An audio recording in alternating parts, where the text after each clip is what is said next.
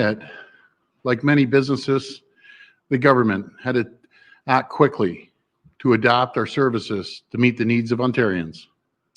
Because they were counting on those services, it's why we temporarily extended validation periods for driver's licenses, health cards, and vehicle registration stickers. We extended the expiry date for marriage licenses to help couples who had to put their lives on hold. We also made it possible to get important documents notarized virtually so businesses could carry on as usual in unusual times. We allowed municipalities to hold council meetings virtually so they could continue their important work on behalf of their communities. We found ways to go digital. We found ways to simplify processes. We found ways to be more responsive and flexible. And as Minister Bethlenfalvy knows well, that important work started as soon as we took office. COVID-19 has accelerated that work. And today, we're taking another step in our plans to put people first. I'm proud to announce our all-new action plan to make government services better for people. Whether you're getting married, renewing your driver's license or health card, or filing paperwork for your business, we want to make services more accessible, more reliable, and more convenient for you. From banking to groceries, businesses have adapted their operations to meet their customers' needs online. Government must do the same. Our customer is the taxpayer. We need to deliver the same level of service they've come to expect from other services they rely on every day.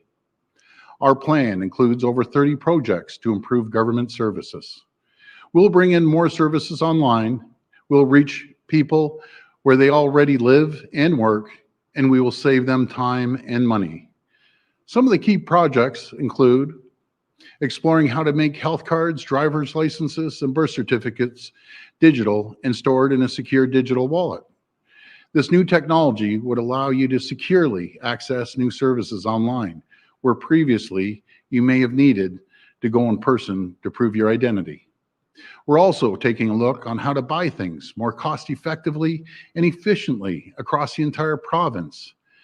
I mentioned, I think a few days ago, I spoke about Canadian Tire. At the time, they had 65 people on their procurement team, purchasing team. We have 7,000 people working on procurement across public sector. It's staggering, it's unacceptable, and I promise you, we will do better. Centralizing procurement and ordering everything from toilet paper to PPE in bulk will make sense today and beyond. As a family, you go to Costco to save money, buying in bulk. It's time the government did the same. Leveraging our buying power as the government of Ontario would allow us to save taxpayers between $1 to $2 billion a year to start, with more savings expected in the future. That's billions of dollars more for healthcare, education, and other critical government services.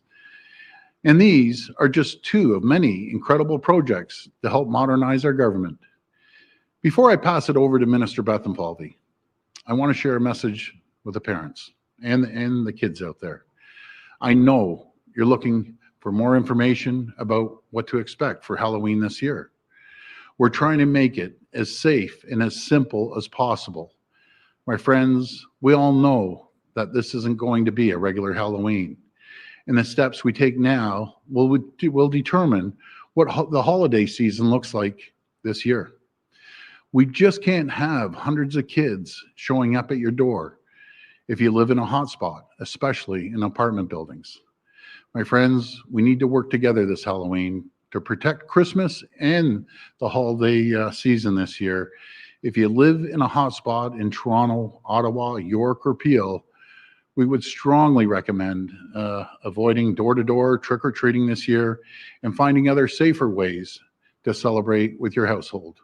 Have a scavenger hunt for candy around the house, carve some pumpkins, put on a scary movie, sit down with the kids that night and have fun.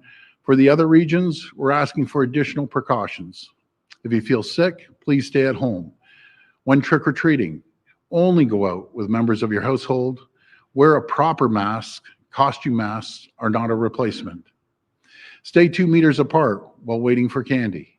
And for people giving out candy, please use tongs or make use of hand sanitizer when handling the candy to trick-or-treaters. By taking these steps, our kids can have a safe and fun Halloween this year. Thank you, and God bless the people of Ontario. Now I'll pass it over to Minister Bethlenfalvy.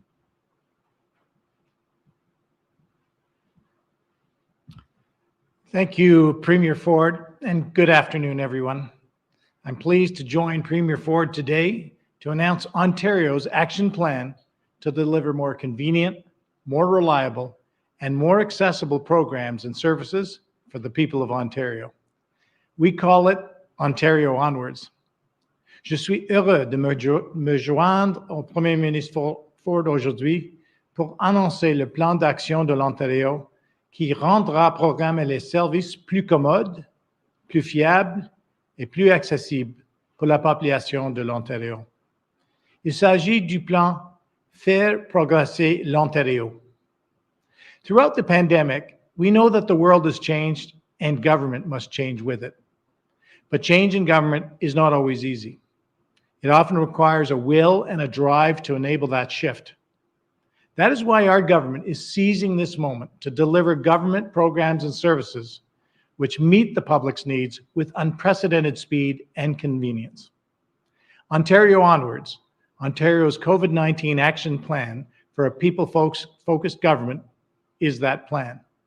Building on what we've learned from the pandemic, this action plan includes more than 30 initial projects that will bring major change to government, both in what it does and how it does it. One of our signature projects in the action plan is a digital identity that can allow you to safely hold and use the personal information that's found on physical government IDs online, including driver's licenses, health cards, and birth certificates. Citizens will eventually be able to do more transactions and access more services online, and businesses can be partners in accelerating easier and more convenient interactions for people. Starting in January, the government will consult with industry on how the province could introduce a secure digital identity for Ontarians by the end of 2021, including the strong privacy protections that will make sure you only share what is needed when it's needed. Now, you will need to keep a driver's license or healthcare card in your real wallet, at least for a little while, but we will start introducing new ways to use your identification online beginning next year. With a digital wallet, your identity is in your hands, on your device, and under your full control. Let me give you a few examples of what might be possible. Let's imagine a small business owner needs to register their new business within the province.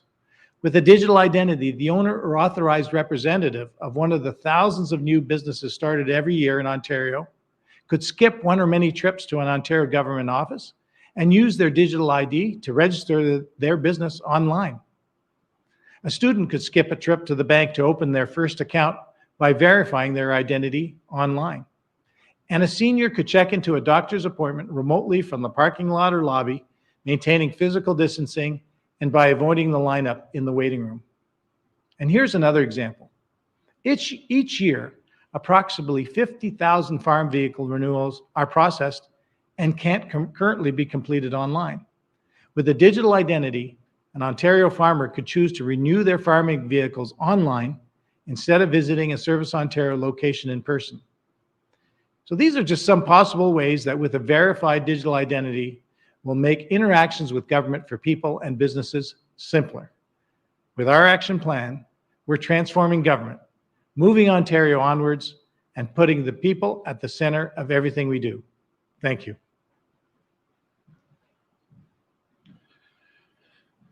Well, Ivana, before we take questions, I just have to talk about a couple items.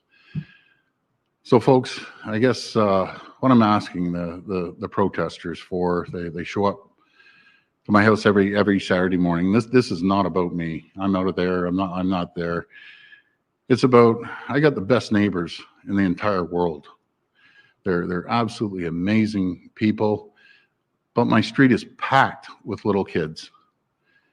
And when protesters show up, at 10 in the morning every Saturday. The kids don't go out and play, and they're always on the street playing road hockey. My neighbors, they're frustrated. And as for my neighbors, they didn't sign up for this. I signed up for it. I signed up to be the premier. God bless them. They want to protest. Please just come down to Queen's Park. Don't scare the kids in neighborhoods, because you are scaring them. You're intimidating them. The neighbors are frustrated. And I just want to thank my neighbors for their patience. Just to the protesters, I know you don't want to hurt the kids. I know you don't want to intimidate my neighbors, but you're doing it. You know, the loudspeakers, everything, to the point, folks. One of the protesters a couple of weeks ago threw blood on the street. It could be fake blood. We had to call the fire department to clean it off the road. It's resources of the Toronto Police, resources of the OPP, and it's just so unnecessary. You want to protest me? God bless you. I'm all for it. Freedom of speech. Come down here, protest, do whatever you want, but just please leave my neighbors and their kids alone, please. The other second item, I'm one of the few elected officials in the country. Everyone seems to have my phone number. And to the folks out there that message me, and thank you, because there's so many people I help when I get these messages, but I'm getting hundreds and hundreds a day, and I just can't return them all, and I apologize for that. I'll do my very, very best. I'll give you an example. I have one person in the last day and a half have messaged me 15 times.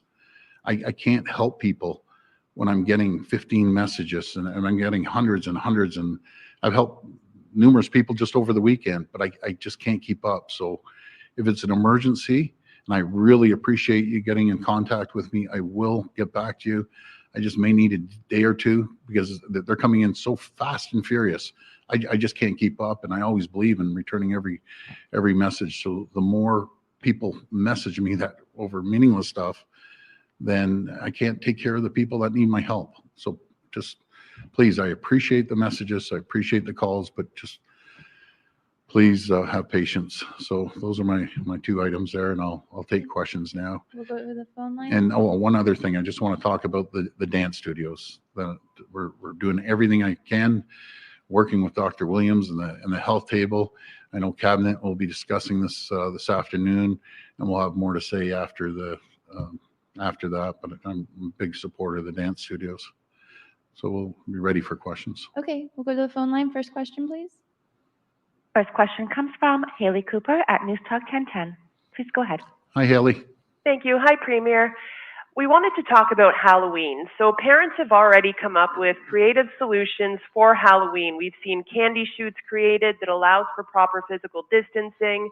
We've heard plans to leave candy bowls at the end of the driveway, again, allowing for physical distancing. Or in condo buildings, oftentimes they have candy pickup in the lobby. So that could easily be staggered by giving floors a specific time to come downstairs. So what is really going on here? What's behind this decision recommending trick-or-treating be canceled in hotspots?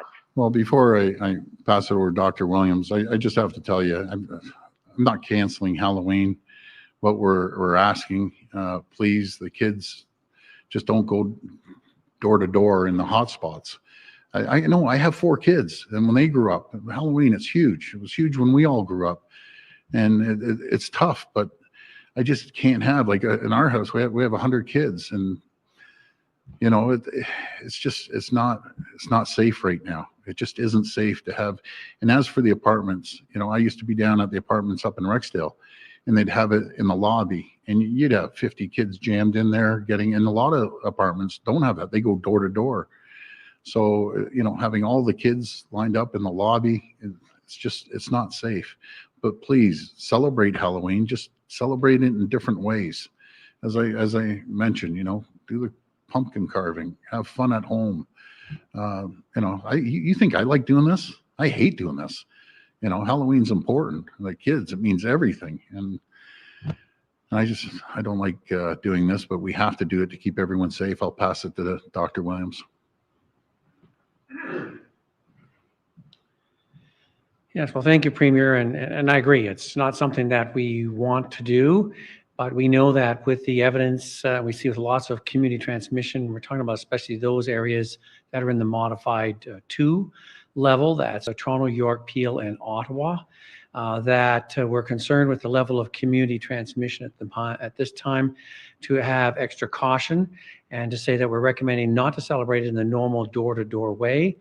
We've given some suggestions in our media, only some ideas that you could do, and to undertake that. The rest of Ontario, we've given, as the Premier's already noted, other recommendations to try and make it a safe process, and that very much parental supervision is necessary, because you're dealing with a lot of different people interacting in many different ways. And we've seen that go awry before, even with our social circles. And so we have checked with the 4 medical officers of health in the areas I've noted, and they're all strongly concurrent with our recommendations. They may take some steps to make something slightly more stringent. I'm not sure they will. And some around the outside have also thought they might want to imitate that. But right now, we're only recommending for those 4 in those zones. And there's things you can do. And I know that people say they have ideas and creative thoughts. The trouble is, how is that going to happen consistently everywhere in every place that everyone's going to be notified of? And with public health right now, with tracking down our cases and contacts in those high zones is a complex issue. And remember, most of the time, and as the Premier said, having had children of my own and having grandchildren that are going to be disappointed to some extent, I know there's going to be some school activities are going to be involved in. This is really an event I've always felt was mostly strongly for the younger ones. And they can do things to make it fun with virtual Halloween in different areas, family members dropping off beforehand, loot bags or packages carefully, safely at the doorstep. And you can do things in exchange and make it fun for them at the same time. And everybody gets to see online their costumes and how they're dressed up without having to walk around in the cold and the rain. And I always remember one time when I was in Northern Ontario, we had to close down at 7 o'clock because of 1.5 feet of snow. So some things are just happen that way, and you still make the best of it. So we want everybody to be safe and healthy. Because of Chairman, we want our children to be safe and healthy, because a lot of them are going back to school the next day. And we want everybody to be at school and attend as much as possible. So be safe, have fun, but do it in a very careful way. Follow-up? Thank you. And my follow-up is still sticking with Halloween. Sure. You've been emphasizing the importance of proper physical distancing and masking and encouraging people to get outdoors, but that's not allowed for trick-or-treating. We're just trying to square this. How can people be allowed to gather on patios, eating and drinking?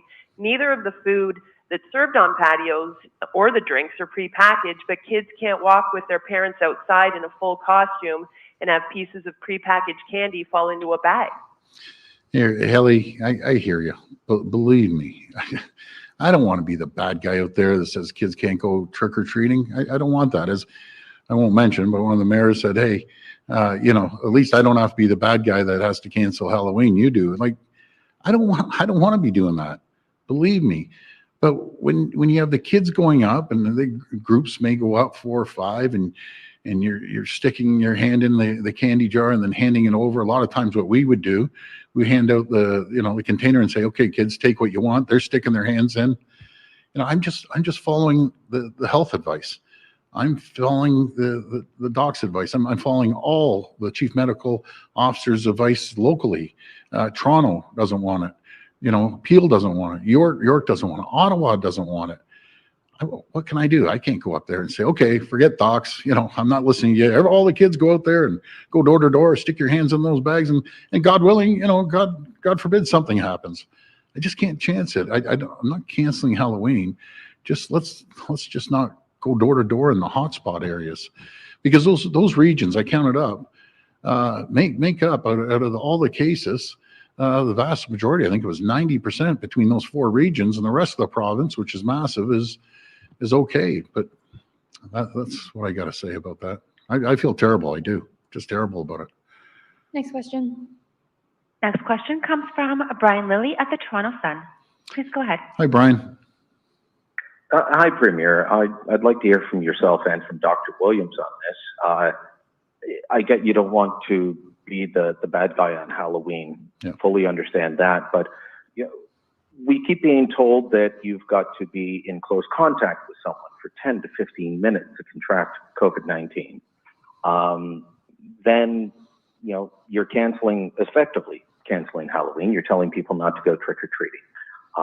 You said that you wouldn't close bars or restaurants without hard data in front of you. Mm-hmm. Whether it's Halloween or it's the bars and restaurants, neither you nor Dr. Williams has shown us the actual work that connects the transmission of COVID-19 to trick-or-treating or to bars and restaurants. So is your public policy being driven by fear, either from you and your cabinet ministers or from Dr. Williams or, medical officers of health in respective communities? Because if it takes 10 to 15 minutes of close contact to contract COVID-19, how on earth do you get it from trick-or-treating door to door? Okay, Brian, I'm no doc. Before I pass it over to him, what I'm taking that you may think it's all right for the kids to go out door to door, even if they go to seniors' homes or whatever. They stick their hand in the basket. Kids are sneezing, wiping their nose, doing everything, and out in the cold, and then they stick their hand in there and they pass it over. Brian, I'm just going by the health advice. That's what I'm doing, and I will always do that. And it's not based on fear. It's not based on my cabinet. It's based on the medical advice that I get, not just from Dr. Williams, the whole team. As Dr. Brown said, under each one of these docs are 70 other docs, and by the way, vast majority are all volunteering their time to give advice. So I have two choices: either forget about the docs and ignore them, everyone just go hog wild and join the 4,000 maskers that went down in Dundas Square, and God knows what was spread down there. Or we take little precautions and we just be safe with each other. That's all we're doing. Don't cancel Halloween. Have fun. Do something else. That's all I'm saying. I'll pass to the doc. Yes, well, and I think you have to look at, you said, where's the evidence from trick-or-treating? This is the first Halloween we've had with COVID, so there's not a lot of track record globally on this matter. The point is the collective activity. And if you've forgotten what Halloween was like, I still remember what it was like and what my kids like, especially some that are over the age of 5 or 6. They go around in groups of 8 or 9, sometimes smaller. Every time they finish, they get together in a huddle, they share stuff, they say, okay, I'll give you some of mine, back and forth. There's a lot of chatter and close contact, and sometimes with adults too at the same time. And all that enthusiasm, it's really hard to contain that and control that. And so we want to make sure that, because they're not in the same cohorts as they are in their classrooms. So we're trying to maintain those cohorts going to their classrooms to keep our schools open, especially in those zones where we have most of the school cases coming in are from those hot zones there. So we don't want to encourage that because we want to keep our schools open. Some of the younger ones, yes, they're going to wear their costume to school that day. They're going to have fun. There's lots of things they can do. But we're trying to say in those hot zone areas, we don't want the historical version of groups of piles of kids running around from neighborhood to neighborhood, and they're congregating, they're gathering, they're sometimes talking to adults in different groups. There's very little control over it. And I understand that. It's just the enthusiasm. They get carried away with, what did you get? What did I get? And they're looking at each other's bags, and they're within about a foot of each other and exchanging, and that's just what goes on. So we know that evidence. We want to have precautions, because we want to get through Halloween, move on to Christmas and holiday seasons, but we want to keep our schools open and keep those cohorts as healthy as we can with less transmission down to 0. So that's why we're making the recommendations. Follow-up? The issue of shutting down bars and restaurants, Premier, you have effectively made a bunch of people unemployed. You have set up so that a bunch of business owners no longer have income. And yes, they can rely on federal programs, but that does not replace what they were making before. At the same time, neither you nor Minister Bethlenfalvy nor Dr. Williams have seen, none of the people making these decisions have seen any impact on their income at all.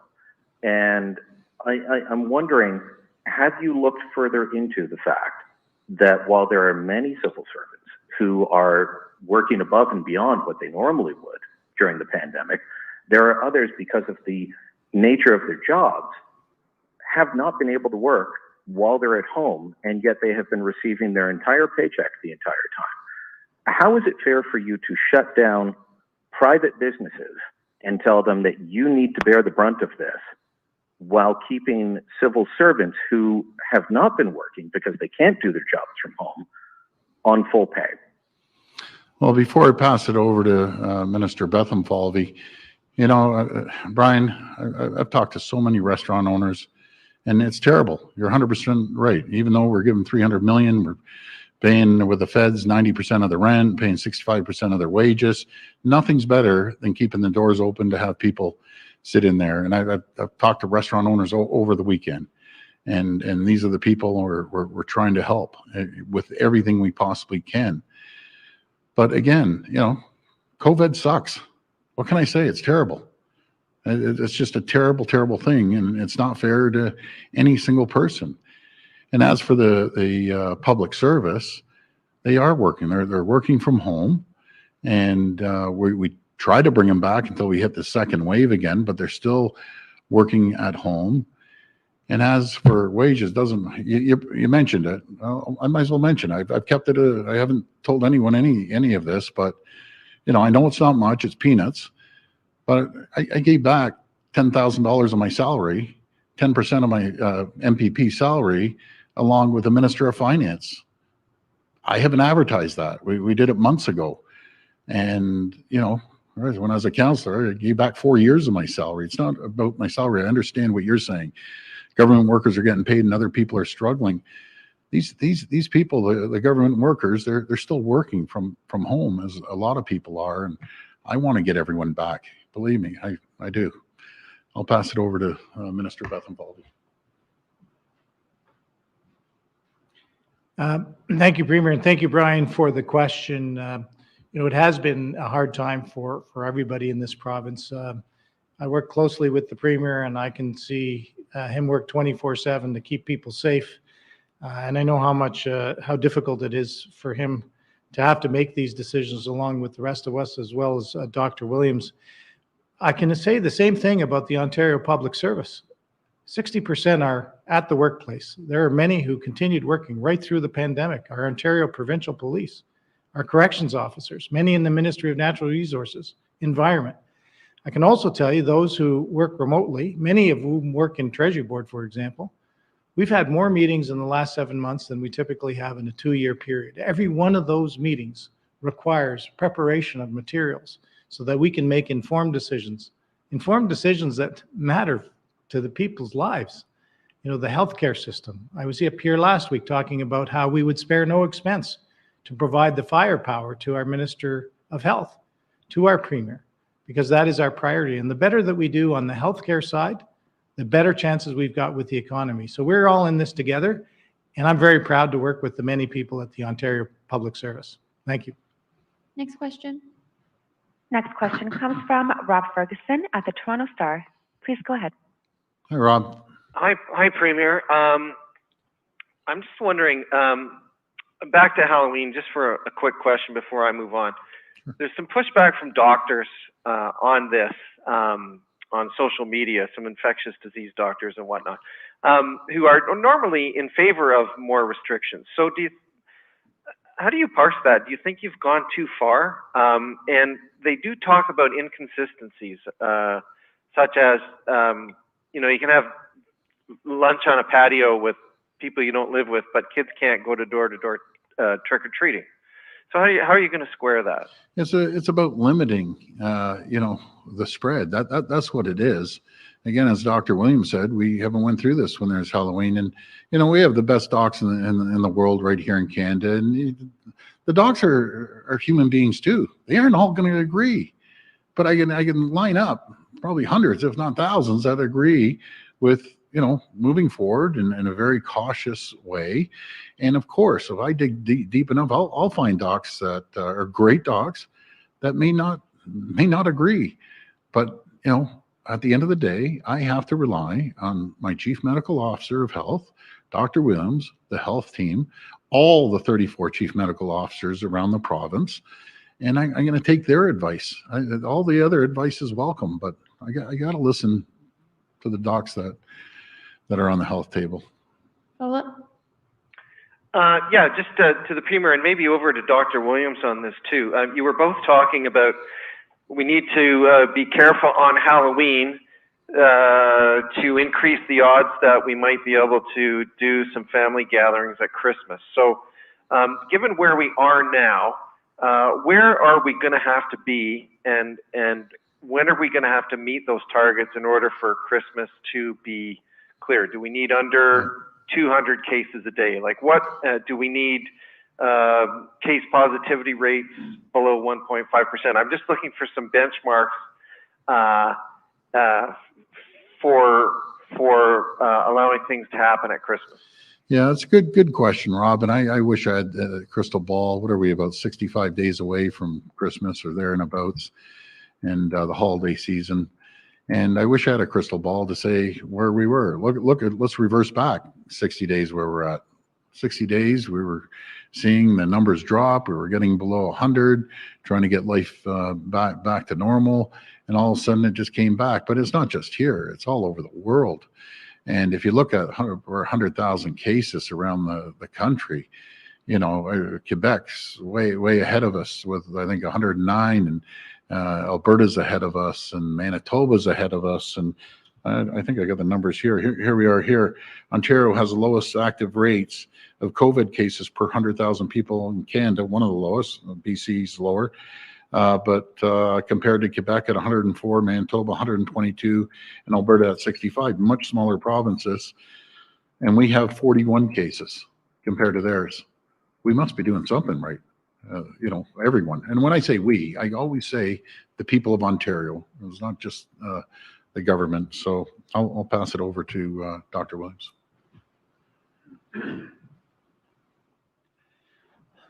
Yes, and Rob, it's a good question. We're looking at right now, how do we beat down the second wave? We're taking strident measures to try and do that. We have sensed that our numbers are not as high as was predicted by the modelers if we took no measures. We have taken some measures and we're seeing some evidence of plateauing. We're not out of it yet. We've given the 28 days with the first group of the hot zone ones, and then now York 1 week later. We would like to see that down quite a bit. As the Premier said, it's still 65 days out. A lot's happening. We're in a global reality. A lot of things happening. It's winter time. We haven't had COVID in the depths of winter. We came out of the winter into the spring. Now we're going into it. We haven't got through our flu season yet and other respiratory viruses. And having all these aspects, schools and everything open during the whole time. I'd like to be optimistic and think that we can beat this one down and get to a number where we can feel that the composite is a safe zone. I know the Premier's noted that our rate per 100,000 is less than the others. Nevertheless, we have some of the highest population in Canada and the highest centers of dense urban population. So we have to be extra careful before we open things up. But let's get this done first, and let's see if we can keep this going. That's why we're doing the measures around Halloween and the other steps of the modified stage 2 to see if we can get back down to what we're experiencing more during the summertime.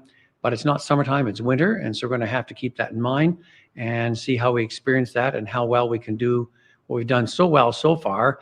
And everybody steps up to the task as Ontarians and see if we can bring this under control to help us prepare to see if we can have probably a slightly different but a good festive season.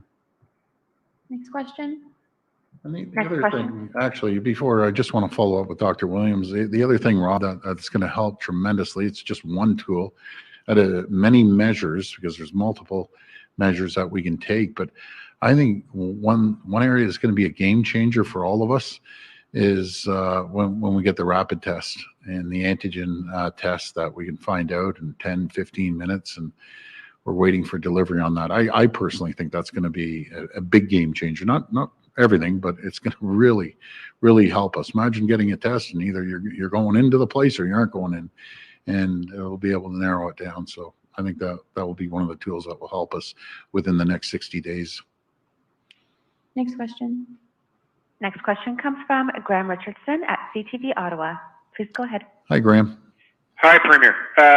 Many months ago, I think I remember you saying your nephew asked, "Hey, Uncle Doug, can I go to summer camp?" And you didn't know. And I think a lot of people are struggling with trying to predict where this thing is going. Looking back on that, have you given up trying to predict where we're going? Because with my family, I have, because I was so optimistic in the summer, and now that's gone away. And I think a lot of people are in the same boat. Did you expect us to be here at this point in time? Well, I can tell you, I'll never give up. I'll never give up on the people of Ontario. I'll fight this thing right to the end. And I encourage everyone, never, ever give up. We will win. We will get through this. We'll have some bumps in the road. But I just wish I had the crystal ball to see where we're going to be in 60 days. You know, everyone talked about the second wave. We see it around the world. It's affecting so many people. You see shutdowns in Italy, now Germany. So, you know, everyone talked about Germany. Now they're going backwards, and Netherlands and the whole group over there. The UK, it's running rampant down there. You look at south of the border. So with the help of all the medical advice and the 14.5 million people in Ontario, you know, I think all of us, 14.5 million people, done an incredible job getting through a real bad situation, because there's a lot of really worst cases all over the world, and even some worse scenarios in our own country and south of the border. So, you know, we're doing everything, sparing no expense, pulling out every resource we can to get this, get us through this, and we will get through it. We will get through it. Follow-up. Just can I ask Dr. Williams for some specificity here? You've just said we've seen some plateauing. What does that mean, numbers-wise? Mm-hmm. And if you don't want to say what the number is, I understand that. But when you say we're seeing plateauing, to Rob's question, what do we have to get get better than plateauing? Or are you reluctant to say that because you think the public will relax too much? No, what I was saying is that when we sat down with a technical briefing and we looked at where we were before we introduced any of the measures, as on the 19th of September, the 25th of September, and the 2nd of October, and again with our modified stage 2, they said if we didn't amend things the rate we were going to be doubling every 12 to 14 days. They actually said 10 to 12, which means that by now we would be at 12 to 1,400 cases a day. Toronto also said with their review of their epidemiology that when they had 300, they would be doubling every 6 days. Neither of us, fortunately, have seen that. Measures have been taken. They've dropped that down. So the last number of days, we've been under 700, up to 8, down to 6, and for 6s, and we're going to see if we can keep that. So it means we're not doubling every 10 to 12 days. So that's what I mean by plateauing. It's exactly identical each day. It isn't. But what I like to see is that number coming down. And we did that in the first wave. It doesn't come down as fast as it goes up, but we watched that all the way through May into June of going down into the hundreds or the 200s and the hundreds. And I think we can do that again in our positivity. Decrease the community transmission. And I don't say that as just a nice note. That's what we need to do. I think we can do it. We did it once. We can do it again. I think the other thing is that we all want to bring it down, and we're not trying to keep people on that edge. Public health officials, if anyone, would like the pandemic to be over because they want to get back to other public health programs that are just as important: child health and nutrition and education, things around health promotion. All those aspects are critical. We have to keep going at. So I think we can, and we're on a global route here with everybody else, our partners, and we're watching each other and learning from each other. This is everybody's first time around at a second wave, and we want to see how things are changing. It is a virus. It moves along wide population groups. Very many variables playing in here. So we're trying to keep track of that, keep you advised as best as possible. So it's coming down. And if you hear me being enthusiastic again, as Rob was saying before, we'll be looking forward to announcing those lower numbers and getting into a safer zone. So again, as I always said before, stay tuned and everybody just keep doing what you need to do, because collectively we did it once, we can do it again. Last question. Last question comes from Travis Danrash at Global News. Please go ahead. Hi, Travis. Hi there, Premier. I'm just wondering if you kind of understand why people are confused by the public health advice coming out of this government sometimes. I know that you defer to Dr. Williams in the health table, but on Halloween, like, kids are in school right now. They're sharing books, they're sharing toys and other learning tools in the classroom. Thanksgiving, group gatherings were allowed to be 10 and under. You could also invite one other person from another household to your home if they were single. How does that make sense? But trick-or-treating is not acceptable. And do you get that people are confused by this advice, which seems to be all over the place sometimes? Well, Travis, I appreciate the question. I will pass it to Dr. Williams, but before that, I don't need to be a doctor to know that, the schools are in cohorts, and Halloween, you're out with a bunch of kids and you're going to hundreds of homes. We'd be out for 2 hours when we're younger. We'd be trading in our pillowcase, grabbing another one, going out and being interactive with doors and houses and people. And, I just, again, I think it's about as clear as you could be. It's not the safest thing to do right at this point. Now, on the other note, if we did let people go out and all of a sudden numbers spiked up, guess what? You'd be blaming this guy saying, why would you ever let those kids go out door to door? And there were seniors answering the doors, and have you lost your mind and this and that? So sometimes you just can't win, but I got to err on the side of caution and protect the kids and protect the seniors. I want to hand out the kids candy. And I think it's about as clear as you can get, but I'll pass it to Dr. Williams. Well, thank you, Premier. Those are all excellent points. And I think we tried to address the message. We're trying to keep our messages consistent. And I really can't agree with your comment that we're inconsistent in there. We did say around the different aspects and times, the social distancing is the same, the cohorting in the schools, the toys and books and things, there's really strict cleaning processes in place there. The education system is doing a fantastic job of holding that together and doing well on that. They're asking the children to mask in certain settings. So that is going very well. And I don't want to detract and unrail that type of excellent process. So at the moment, we only have 4 schools closed in the province of Ontario. That's amazing when you think of the size and the immensity of it. At the same time, I think around the Thanksgiving one, we were very clear on what we said.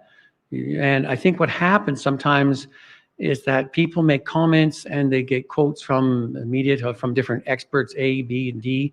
And I probably said, well, he said and she said. And I said, well, did you look at the webpage of Ontario? I said, no, I haven't really got time for that. And our messaging is really quite clear. We try to make it clear. It's there for your reading. And I think what's confusing is we have a lot of people weighing in with their own version of what they think is correct. But we'd ask you to go to our web pages and look at those sites for the messaging. And if there's something that's really confusing, do let us know, and we will seek to get that straightened out. But the thing is that these are all different activities, different settings, and we're trying to make it as clear as we can, yet being flexible and understanding that you have to make some, as the Premier was alluding to earlier, when we put in some steps around gymnasiums, we were brought to made awareness that there's some issues with dance studios. Okay, so what are we going to do with that one? So we have to understand these different nuances and deal with it. Why? Because it means a big thing for some people.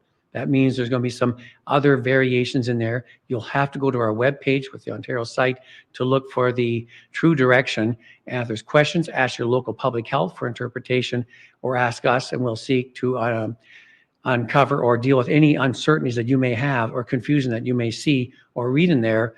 But often I find it's often countering what sometimes they've heard out in the public or on social media from an expert in area A, B, or X and Y, and that's getting the public confused. But some experts are really good and consistent on it, and I applaud them for that, because we all have to be on the same page in this one. Follow-up? Yeah, I will point out that there are 483 schools with a reported case of COVID right now. But on going back to what you're talking about at the start of the news conference, Premier, these protesters showing up at your home and intimidating your neighbors, etc., and what happened at Yonge and Dundas Square this weekend. Can you tell me a little bit about why we're still allowing these large group gatherings to occur when they are, obviously not following public health guidelines? They're also spreading misinformation. And do you think, and should we be cracking down on these gatherings more? Yeah, really good question, Travis. I'm a big believer of freedom of speech. I really am. But again, we're if I can say it this way, we're Canadian. There's certain lines you don't cross over. And there was always a line, and I'll speak on behalf of other elected officials, be it the former Premier, Kathleen Wynne, when the protester in front of her place, or Mayor Tory. And it's not about Mayor Tory, Doug Ford, Kathleen Wynne. It's when they go into Mayor Tory's building, everyone has to show ID now. That's not fair. They didn't sign up for that. My neighbors never signed up for it. You have two options. You kind of, move them along, and especially in a large group, the other smaller groups, you can kind of move them along. But the 4,000 people, it just wouldn't be a good situation. You gotta work with us. There's 4,000 people. It'd be, in my opinion, it would be tough. Our police resources are stretched all over the place. We need a few hundred police to go down there and clear them out. For what? Because they want to protest not wearing a mask and want to go out there. I just pray to God that these people never get sick, and the severity. And they might not hear the stories I hear, and the public might not hear that I hear. Some people can get through it. Some people are really, really get sick, and it's not just about elderly people. Younger people too are getting really sick, and then. What happens 6 months down the road? Does this still stick with them, and they aren't 100%, and the research just isn't there? So guys, come on. I get your point, believe me. And if you're going to do the protest, which I adamant about, do not do it, because you're putting everyone in jeopardy. If you don't care about yourselves, and care about the rest of the population, care about the healthcare workers, care about the docs and everyone pitching in, and care about your grandparents and your parents. It's unfortunate, but we live in a democracy, freedom of speech, but you shouldn't try to intimidate people. We just don't do that. As I say, Travis, you know this, there's an unwritten rule in politics. I respect it. All the opposition people expect it, no matter what party. We're open game. We signed up for it. What are off limits? Our families. It's just an unwritten rule. You don't go after the families. Everyone knows that. So to the protesters, I ask you again, please don't intimidate the kids and the neighbors. Come down here, do cartwheels, jump up and down, do whatever you want. Come to my office. I don't care, but not the kids. Anyways, thanks so much, everyone. Thank you, Thank you. everyone. Thank you.